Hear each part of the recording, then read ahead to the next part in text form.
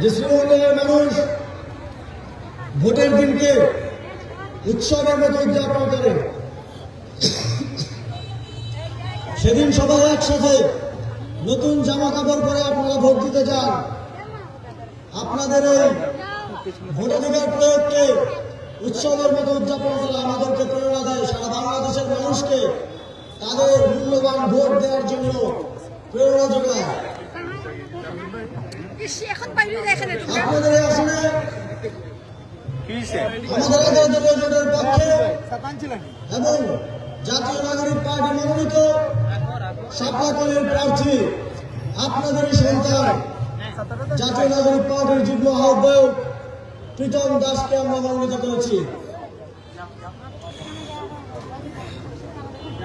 আমরা মনোনয়ন প্রক্রিয়া চলার সময় তাকে মনোনয়ন দেওয়াটা অত্যন্ত গুরুত্বের সাথে বিবেচনা করেছি, জোট শরীফদের সাথে আলোচনা করেছি।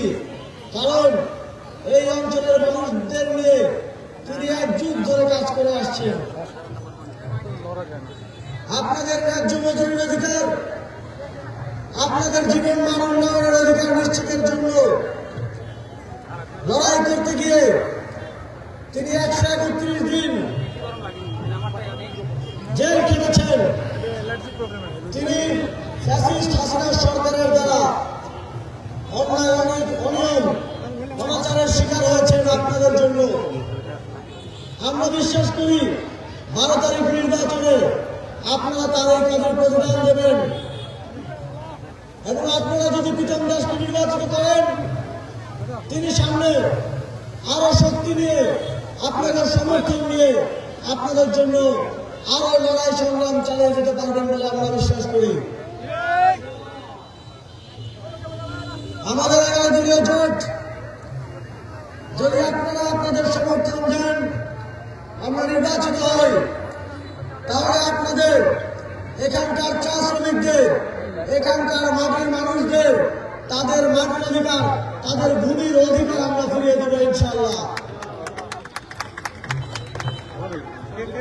আপনাদের দীর্ঘদিনের পৌরসভা বর্ধিত করার যে দাবি, সেই দাবি আমরা দ্রুত সময়ের মধ্যে বাস্তবায়ন করবো ইনশাআল্লাহ।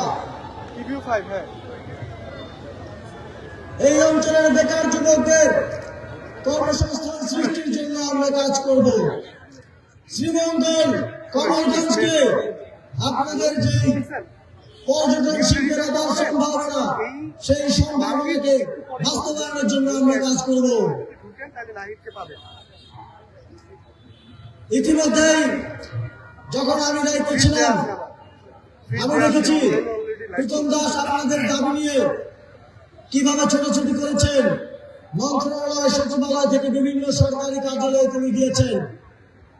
আপনাদের জন্য একটি রাস্তা, আপনাদের জন্য কিছু অনুদান, আপনাদের ন্যায্য হিসাব, আপনাদের ন্যায্য মজুরি আদায় করার জন্য তিনি কাজ করে গেছেন এবং তিনি অনেকগুলো কাজ বাস্তবায়ন করেছেন, দাবি আদায় করে নিয়ে এসেছেন।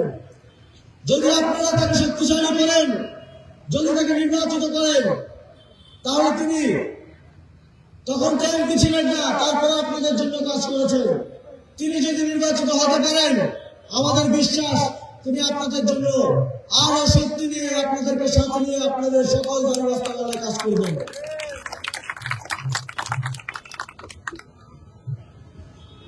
সরকারি বন্ধুগণ, ইতিমধ্যে জাতীয় নাগরিক পার্টির পক্ষ থেকে দাবি করা হয়েছে এবং আমাদের ইশতেহারও অন্যতম গুরুত্ব সহকারে থাকবে। আমরা শ্রমিকদের জন্য জাতীয় ন্যূনতম যে মজুরি সেটা ঘন্টায় 100 টাকা করার দাবি করেছি এবং সেটা বাস্তবায়নের জন্য আমরা ইনশাআল্লাহ সামনে ধরে কাজ করব। এবং শিক্ষানবিশ শ্রমিকদের জন্য 60 টাকা মজুরি আমরা দাবি করেছি।